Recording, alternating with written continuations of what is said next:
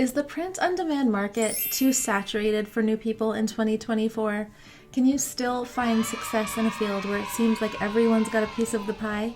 Well, today we're not just going to be answering these questions, but we're also going to be busting common myths and objections to reveal the true potential of print-on-demand right now.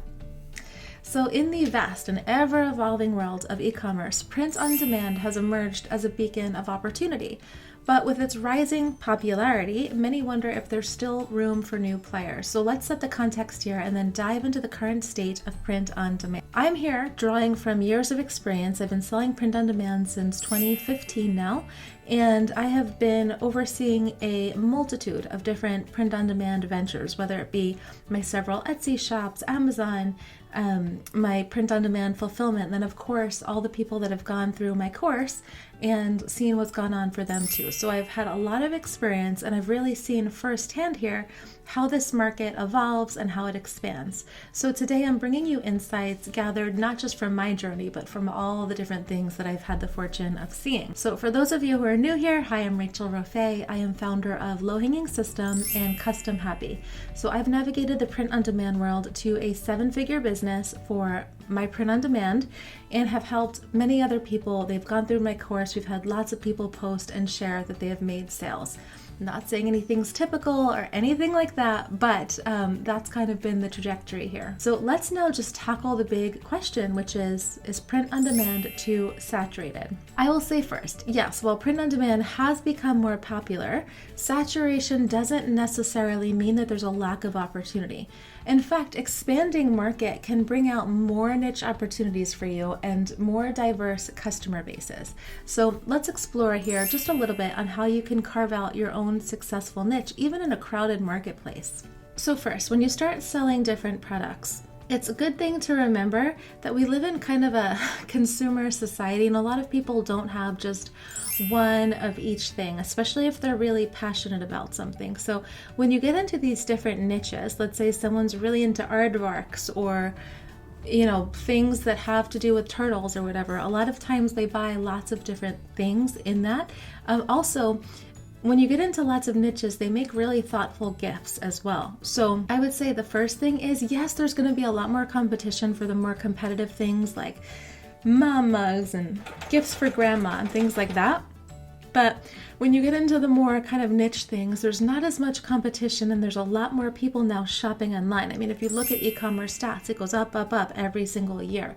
And so now you have more people shopping online, more niche markets, and that's where I find I personally make a lot more of the sales in the niche markets. But the other thing is there's always new trends in the market.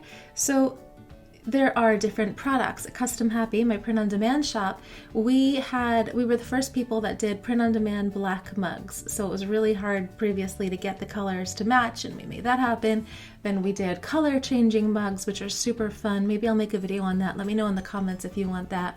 And then we have all kinds of new things. Last year, some of our biggest sellers were teddy bears and candles and ornaments.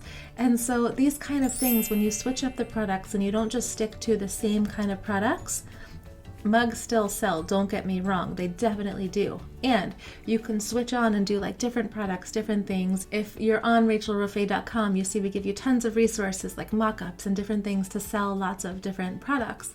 So that's another thing that can really help. As things are changing, you can also do more personalization. So we have, you can have people add images to things or on Amazon and text to things, and you can do personalization on Etsy. Now we've got gift wrapping available at Custom Happy. All these different things that kind of set you apart from normal people. So like who just kind of do the basics. So those are things that work too. There's constantly new trends in the market in terms of sometimes pastels are popular, sometimes desert tones. So there's things like that. Again, on rachelrofe.com, we have the trend report that comes out every once in a while when Etsy releases it. We put it out and then show you what else we've been finding. So those things all shift.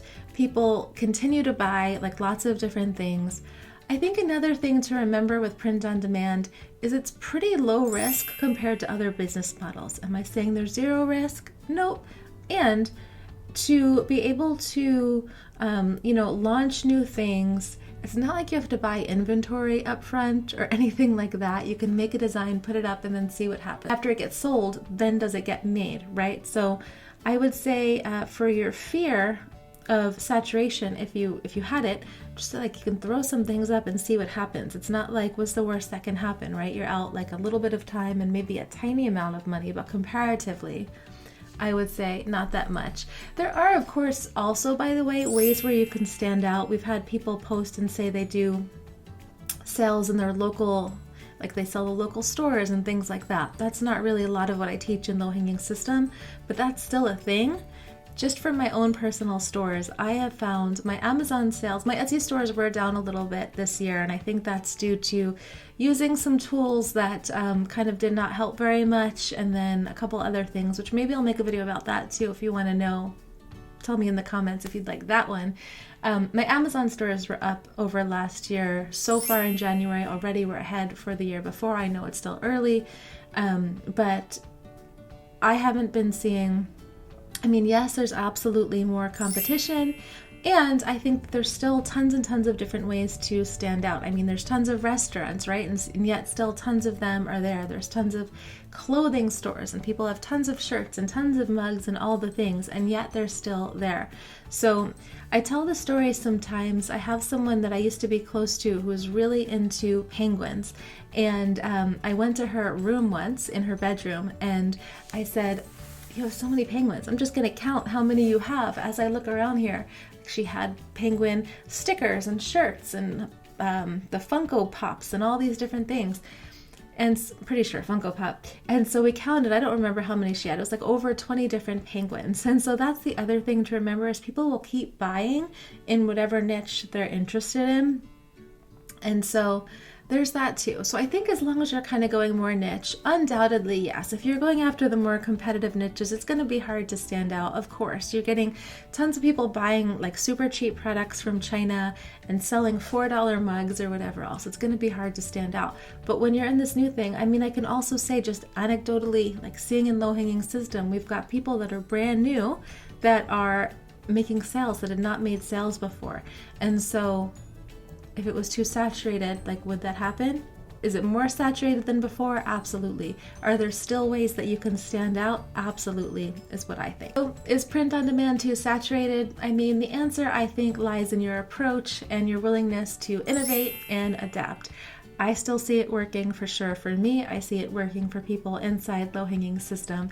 And if you're ready to embark on this exciting journey, I would say, remember you are not alone. You could subscribe for more insights. You can sign up for low-hanging system. Let's navigate this dynamic market together. And here's to your success in the world of print on demand.